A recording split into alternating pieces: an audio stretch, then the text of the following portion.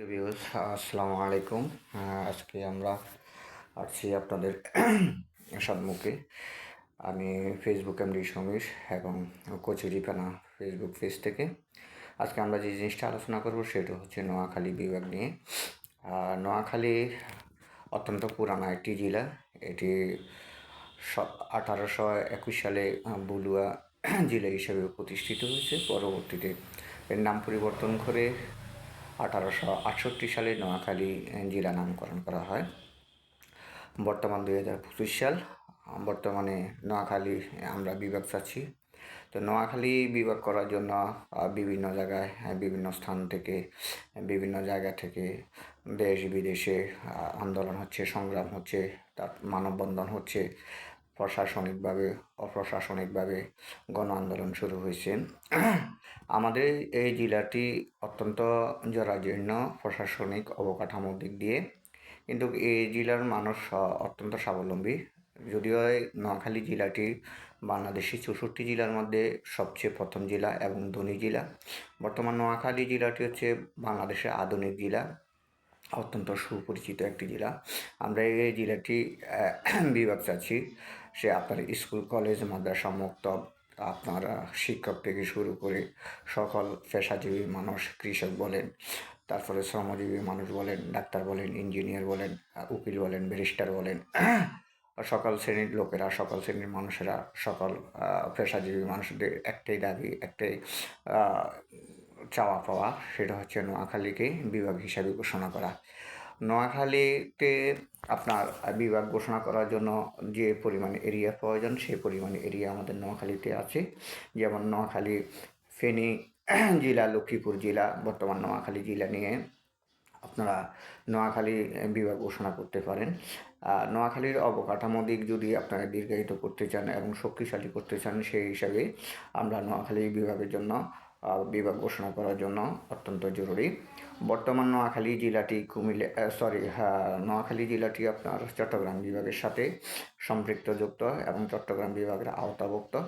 আমরা চাচ্ছি চট্টগ্রাম বিভাগের সাথে আলাদা হওয়ার জন্য। এই জন্য চাচ্ছি নোয়াখালী থেকে চট্টগ্রামের দূরত্ব প্রায় 130 কিলো বা 35 কিলো দূরত্ব।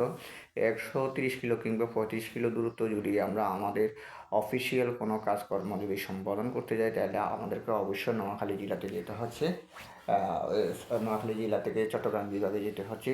এতে করে আমাদের দুইটা দিকে সমস্যা হচ্ছে। একটা হচ্ছে আমাদের সময়ের নষ্ট হচ্ছে, অন্যদিকে হচ্ছে পরিবহন খরচ এবং আসা যাওয়া যে একটা সমস্যা, এবং বিভিন্ন ধরনের গাড়ি জ্যামে পড়ে বিভিন্ন ধরনের আসা যাওয়া, এতে করে মানুষের কাজকর্ম সঠিক সময়ে সঠিক কাজে সম্পাদিত হতে পারতেছে না। এটা আমাদের অর্থর ব্যয় হচ্ছে, সময় অপচয় হচ্ছে।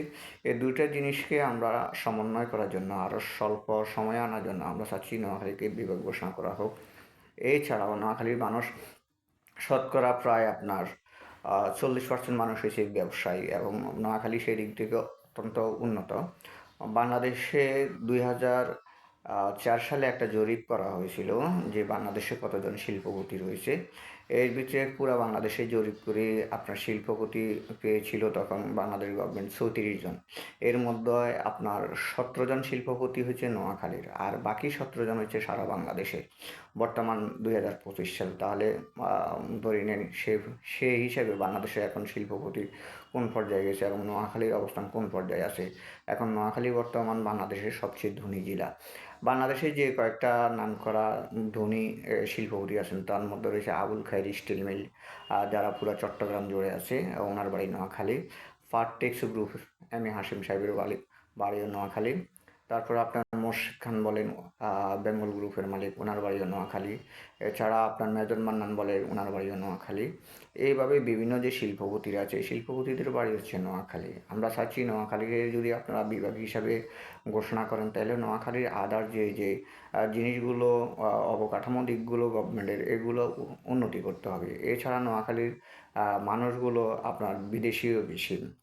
প্রবাসী ব্যক্তির মধ্যে প্রায় এখন আমাদের নোয়াখালীর মানুষ প্রায় 60% প্রবাসী ধরে নিতে পারেন। এগুলো হচ্ছে আপনার শুধু মধ্যপ্রাচ্য থেকে শুরু করে সর্বত্র মিডল ইস্ট এবং আপনার ইউরোপ, আমেরিকা পর্যন্ত নোয়াখালীর মানুষ এখন স্থায়ী হয়ে গেছে। এখন নোয়াখালীর মানুষ আপনার যদি আপনার ইউরোপ যেতে হয়, মিডল ইস্ট যেতে হয়, আমাদেরকে বিমানবন্দর হিসাবে সেটাও আপনার চট্টগ্রাম ব্যবহার করতে হয় কিংবা আমাদেরকে ঢাকা যেতে হয় এবং এতে সময়ের অনেক অপচয় হচ্ছে, সময় নষ্ট হচ্ছে। তাই আ আমরা চাচ্ছি আমাদের এই সময়টা যেন নষ্ট না হয়। স্বল্প সময়ের জন্য আমরা আমাদের অবস্থানে ফিরে আসতে পারি এবং আমরা যেন আমাদের অবস্থানটা উন্নতি করতে পারি। সেজন্য আমাদের বিভাগ ঘোষণার সাথে, সাথে আমাদের যে অবকাঠামো দিকগুলো আছে, আন্তর্জাতিক বিমানবন্দর চেয়েছি। আমাদের একটা আন্তর্জাতিক বিমানবন্দর থাকতে হবে। আমি এর মধ্যে নোয়াখালীর ১০টি অবকাঠামো দিক নিয়ে মাননীয় প্রধান উপদেষ্টা বরাবর একটা চিঠি প্রেরণ করেছি। এছাড়া নোয়াখালী জেলা প্রশাসনের কাছে আমি একটা চিঠি প্রেরণ করছি এবং জেলা প্রশাসক স্যার এটা অ্যাকসেপ্ট করেছে, এটা অনুমোদন করেছে। উনি আমাকে বলছে এটা নিয়ে উনি প্রশাসনিকভাবে মন্ত্রণালয়ের সাথে কথা বলবে। সেগুলোর মধ্যে হয়েছিল নোয়াখালীকে বিভাগ ঘোষণা করা, নোয়াখালীতে আন্তর্জাতিক বিমানবন্দর স্থাপন করা, নোয়াখালীতে একটি আন্তর্জাতিক স্টেডিয়াম স্থাপন করা, নোয়াখালীতে 10টি ইপিজেড স্থাপন করা, নোয়াখালীতে মেডিকেল ইউনিভার্সিটি স্থাপন করা, নোয়াখালীতে টেক্সটাইল এবং এগ্রিকালচার ইউনিভার্সিটি স্থাপন করা, নোয়াখালীতে একটি বিমান এয়ার স্পেস ইউনিভার্সিটি স্থাপন করা, নোয়াখালীতে একটা সেনা ক্যান্টনমেন্ট স্থাপন করা, নোয়াখালী মাইজদির থেকে ফেনী পর্যন্ত হাসানহাট পাকমুন্সিরহাট দিয়ে নোয়াখালীর বাইপাস সড়ক নির্ধারণ করা বা বাইপাস সড়ক নির্মাণ করা। এই যে অবকাঠামো আমাদের যে দিকগুলো আছে এই দিকগুলো অবশ্যই যদি আমরা কাজ করতে পারি তাহলে নোয়াখালী আরও আধুনিকতা পাবে এবং আধুনিকতার ছোঁয়া পাবে। আর নোয়াখালীতে শিক্ষিতের হার যেমন বাড়ছে তেমনি মানুষের ব্যবসায়িক পরিমাণ বাড়ছে, শিল্পপতির পরিমাণ বাড়ছে, প্রবাসী ব্যক্তিদের সংখ্যা বাড়ছে, রেমিটেন্সের দিক দিয়েও নোয়াখালী মানুষ অনেক এগিয়ে আছে। তাই আমরা চাচ্ছি আমাদের অবকাঠামো দিকগুলো অত্যন্ত উন্নতি করার জন্য। আর এই অবকাঠামো দিকগুলো উন্নত করার জন্য আমাদের যে জিনিসটা প্রয়োজন সেই জিনিসটা হচ্ছে আমাদের অবশ্যই বাংলাদেশ সরকারকে আমাদের নোয়াখালীকে আগে বিভাগ হিসাবে ঘোষণা করা। যখন আমরা বিভাগ হিসেবে ঘোষণা পেয়ে যাব তখন আমাদের যে অবকাঠামো অন্যান্য যে দিকগুলো আছে সেই দিকগুলো পর্যায়ক্রমে উন্নতি হয়ে যাবে। এটাই আমাদের নোয়াখালীর সকল মানুষের প্রাণের দাবি।